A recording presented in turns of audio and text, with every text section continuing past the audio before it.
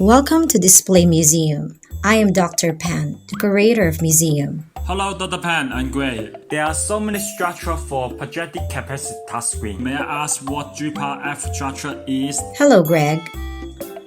G plus F means cover glass plus film sensor. It is going to need single-layer film sensor to achieve the touch function. Let us look at the structure one sheet, one ITO piled-up structure from top to bottom. Cover glass, OCA, ITO, and film.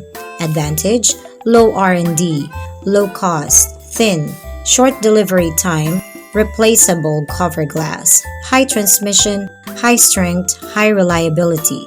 Disadvantage: single touch point, low anti-ESD, low anti-interference, only suitable for the sizes less than 6 inch. Dr. Pan, we can barely see G+F structure capacitive touchscreen on the market. Why? It can't be widely used because it can't support multi-touch and it is only suitable for small sizes. But is still used for single touch point equipments because of relatively low cost. Thank you, Dr. Pan. Now I got it. Welcome to contact us if you have any question.